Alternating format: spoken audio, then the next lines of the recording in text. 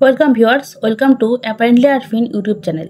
তোমরা প্রত্যেকে জানো যে পরবর্তী নতুন আপার টেট কবে হবে সেই বিষয়ে কলকাতা হাইকোর্টে কিন্তু 3 সপ্তাহের মধ্যে হলফনামা জমা করতে বলা হয়েছে এসএসসিকে, এবং তার পরবর্তী শুনানি হবে 7 মে 2025।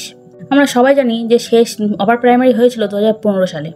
সেখান থেকে আজ 10 বছর 2025 সাল পর্যন্ত কেন কোনো আপার প্রাইমারি নিয়োগ হয়নি বা বিজ্ঞপ্তি প্রকাশ হয়নি তা নিয়ে হলফনামা জমা করতে হবে কলকাতা হাইকোর্টে। তো এই রায়দানের পরে চাকরিপ্রার্থীরা প্রত্যেকেই আশাবাদী তো যে হয়তো 2026 সালের ভোটের আগে 2025-এ আপার প্রাইমারি টেট আর একটা সংগঠিত হবে। তো আজকের এই ভিডিওটা আপার প্রাইমারি সংক্রান্ত যাবতীয় খুঁটিনাটি এবং বিবরণ সংক্রান্ত হবে। আজকে আমাদের আলোচনার বিষয়বস্তু হচ্ছে আপার প্রাইমারির যোগ্যতা বা এলিজিবিলিটি, মার্কস ডিস্ট্রিবিউশন বা নম্বর বিভাজন কেমনভাবে হয়, কেমনভাবে প্রিপারেশন নেওয়া উচিত, কোন পদ্ধতিতে বা কিভাবে পরীক্ষাগুলো হওয়ার সম্ভাবনা আছে, পুরনো পদ্ধতি থেকেই পরীক্ষা হবে নাকি নতুনভাবে সিলেবাস চেঞ্জ করে নতুন পদ্ধতিতে পরীক্ষা হবে, এবং কবে নাগাদ হতে পারে নতুন আপার প্রাইমারি টেট, সেই সব কিছু আজকে আলোচনা করব আজকের এই ভিডিওতে। তো প্রথমেই আলোচনা করি যোগ্যতা বা কোয়ালিফিকেশন নিয়ে। প্রথমে আছে জেনারেল বা ইউআর বা অসংরক্ষিত। তো জেনারেল কাস্টদের জন্য প্রথমেই লাগবে গ্র্যাজুয়েশন এবং ডিএলএড, অর্থাৎ বিএ বা বিএসসি এবং ডিএলএড কোর্স থাকতে হবে। দ্বিতীয়ত আছে গ্র্যাজুয়েশন 50% এবং বিএড, অর্থাৎ তোমার যদি বিএড কোর্স থাকে তাহলে গ্র্যাজুয়েশনে অর্থাৎ স্নাতক স্তরে অর্থাৎ বিএ বা বিএসসিতে অন্তত 50% নাম্বার থাকতে হবে, তাহলেই তুমি যোগ্য হবে। আর যদি তোমার গ্র্যাজুয়েশনে 50% নাম্বার না থাকে তাহলে সেখানে আরেকটা সুযোগ আছে, এমএ বা এমএসসিতে 50%, সেটা থাকলেও আপার প্রাইমারি টেটে বসা যাবে। এবার আসি এসটি, এসসি, ওবিসি এবং পিএইচ, অর্থাৎ এসটি, এসসি, ওবিসি এবং এসটিএমটেড ক্যাটাগরি। এখানে প্রথমে আছে গ্র্যাজুয়েশন প্লাস ডিএলএড, অর্থাৎ ডিএলএড কোর্স থাকলে আর স্নাতক হলেই হবে, এখানে কোনো পার্সেন্টেজের বাধ্যবাধকতা নেই।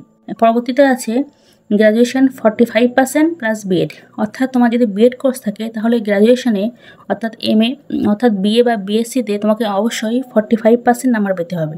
এখানে জেনারেলদের তুলনায় 5% কম মার্কসের সুবিধা আছে, এবং তাতেও যদি কারোর 45% মার্কস না থাকে গ্র্যাজুয়েশনে তাহলে এমএ বা এমএসসিতে 45% মার্কস আর বিএড ডিগ্রি যদি থাকে তাহলে আপার প্রাইমারি টেটে বসার সুযোগ পাবে প্রত্যেকে।